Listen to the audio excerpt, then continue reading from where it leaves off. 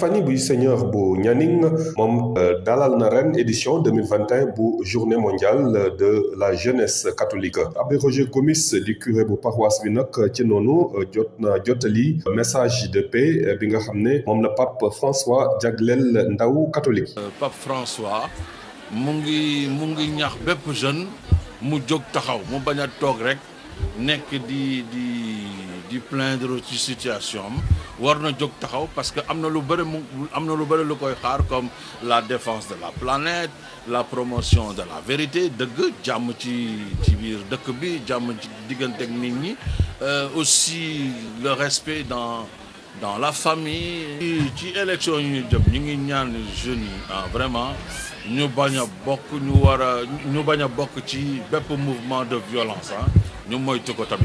ñu ngi ñaan politiciens yi tamit ñu bañ a yóbbu ci jeunes yi ci mouvement yi mel noonu li ñu war a def mooy ku nekk indi sa proposition de programme, parce que vraiment politique bi en dernier ressort c'est pour développement benn gox, c'est pour permettre nit ñi aussi ñu am li ñu bëgg ci seen àdduna. Donc il est important que ñu bañ a engager jeunes yi yëpp ci dans des combats ou dans des actes de violence bi nga xam ne du jëmale jeunes yi kanam, du jëmale dëkk bi ci kanam.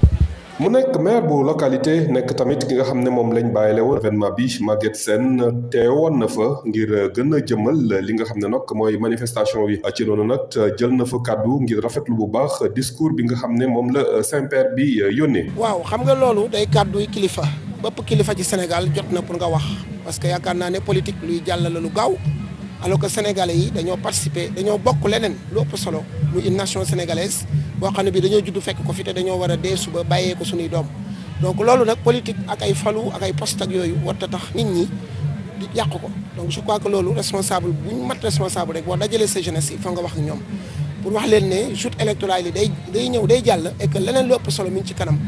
loolu nag dañ ko sàmm muy luy nit di wax war na koo mën a wax ci jàmm, luy nit di def war na koo mën a def ci jàmm, et que ay defarul dara lépp lu ay defar dina ko yàqaat. donc je crois que loolu dañ ko ciy féliciter rek di ko ci. mbas mi di Covid 19 moo tax ren nag archidiocèse bu Dakar joxe ndigal paroisse yi ngir rek ñu amal célébration wi ci sa paroisse Épiphanie du Seigneur de Nianing a célébré l'édition 2021 des Journées mondiales de la jeunesse catholique. Curé de la paroisse, Abbé Roger Gomis a transmis aux jeunes le message de paix adressé par le pape François. Alors cette année, nous méditons sur un message du pape intitulé Lève-toi car je t'établis témoin des grâces que le Seigneur a accomplies en toi. Un message que le pape adresse à chaque jeune pour les inviter à se lever, à ne pas rester là à s'apitoyer sur leur sort, parce qu'il y a une mission qui les attend, une mission qui tourne autour du témoignage en faveur de la paix, de la vérité, du respect dans les relations familiales et dans les relations humaines. Alors aux acteurs politiques, nous leur demandons de ne pas pousser les jeunes sur des voies qui mènent à la violence.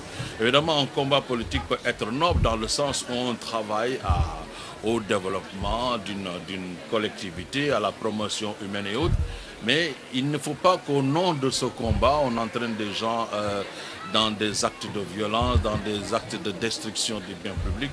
Parce qu'en réalité, comme le dit le pape dans son message, quand on conduit ces jeunes-là dans ces actes de violence, ils sont finalement les premières victimes ainsi que leurs proches. Maire de la localité et parrain de l'événement, Maguette Sène est venu rehausser de sa présence cette célébration. À l'occasion, il a magnifié le discours du Saint-Père. Je crois que ça, c'est les mots d'un responsable. Je crois que tout responsable dans ce pays devrait y parler et appeler à la raison.